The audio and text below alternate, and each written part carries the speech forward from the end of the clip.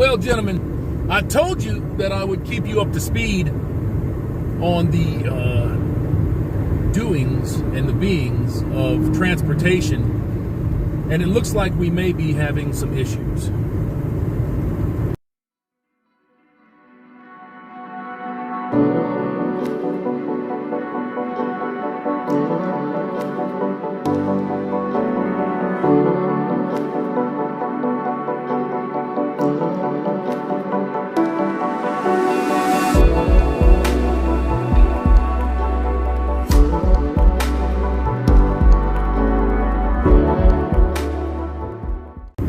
Good morning, good afternoon, good evening. Gentlemen, Hammerhand, the MGTOW monk, on the way to work.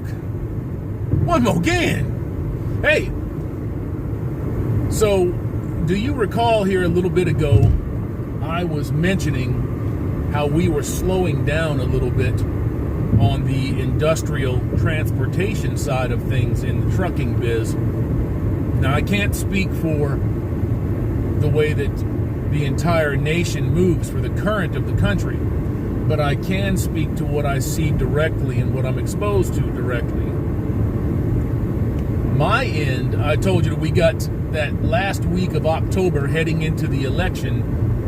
Our manufacturers are closing. Now, it could be a coincidence that they're closing at exactly that time as the election. I don't think it's a coincidence. I don't think it's because they've never done it. As long as I've been here pulling for the companies, plural, that I pull for, that's never happened. So I don't think that it's a coincidence. And it's just my opinion. I don't think that it's a coincidence. I think that they're shutting down going into election week because I do believe that, number one, they are slowing down their manufacturing. And number two, and this is like number 1A, is they're anticipating riots, so they don't want the supply chain disrupted. So they've probably negotiated some kind of a week-long furlough or something of that nature to get through the election cycle to see how things go. Well, that is now bleeding over into the commercial food sector. The MGTOW overlord pulls, Jesus Christ, these fucking people.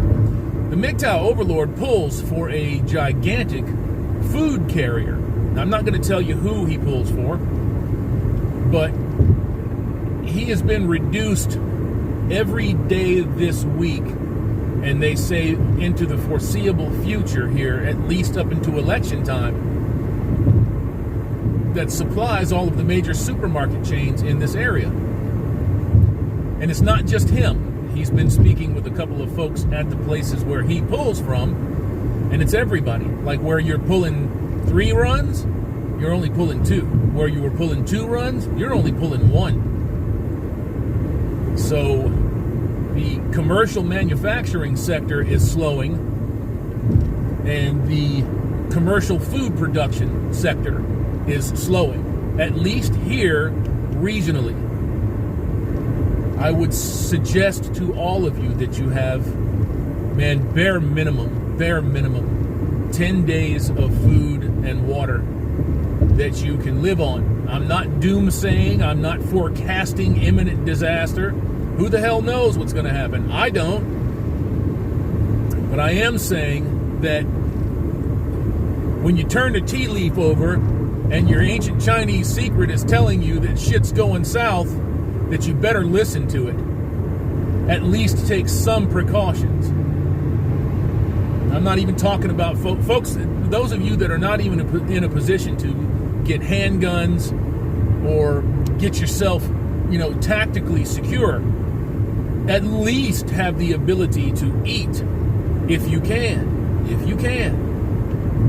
And like I said just a few moments ago, I'm not trying to scare you. I'm not trying to put any bad vibes on you. All I'm trying to do is to let you know what I'm experiencing and what we in this trucking sector around here in the northern and central part of the United States are starting to see. A slowing of commercial manufacturing, and a slowing of commercial food provisions. So, being as that Clorox wipes have never made it back to the store shelf, at least not where I'm at. Every Wally World that I've gone to, every Dollar General or Family Dollar or whatever that I might happen to pop into, no sanitary wipes. You can get them on eBay though, and I bet they came right off the goddamn truck into an employee's hands. That shit should never be allowed to happen at fucking 5 times the going rate. So yeah, don't make no mistake about it, folks. When shit gets squirrely, motherfuckers will sell you $300 bullets. I promise you. So just wanted to pop that one in there, let you know what's up. And I got a couple of ideas going into the weekend here. This is Thursday. Is this Thursday or fucking Friday? I'm so confused sometimes when it comes to days. They just bleed into one another anymore. But, yeah, man. Got a few ideas going into the weekend. I am preparing a new 10-part series. And I think that you men will get some enjoyment out of that. At the very least, something to listen to while you're working out or grabbing a coffee or running down the road to work. So, I'm not sure if I want to release that episode by episode or all at once. It'll probably be episode by episode. I think that kind of whets the appetite a little bit better. So, peace out, my good friends, men. Enjoy your lives today. It's a beautiful, beautiful 59 degrees out here in Louisville, Kentucky. And the weather's changing, all of the beautiful colors on the leaves. You know, some son of a bitch said to me a couple years, you realize that the leaves are dying, right? And I'm like, yeah, get away from me. So the beautiful colors from the dying trees I see all day long out here now. It's my favorite time of year. Fall and spring are my favorite times of year. I can tolerate winter, and I'm not a real summer guy. Don't get me wrong. I like them beautiful 79-degree days, but I don't like the hot ones. I don't like them fucking 109-degree days. Not a fan. Not a fan. Every day above dirt, gentlemen, every breath that you breathe is a gift. It's a gift. And as long as you're breathing, as long as your heart is working, and as long as you can function in any reasonable capacity, you have an opportunity to make some kind of change. You may not get everything that you want, but you can get a lot of it. I'm not talking about fucking cars or houses or bullshit like that. Peace of mind and stability are more important than money and gold bricks. Of course, it does depend on who you talk to. Get your butts out there, man. Have a good day. Step outside, man. Breathe in some of the air. Unless you're in Los Angeles, breathe in some of that air. Fill your lungs up with some of that life, man. It's precious. Don't waste it.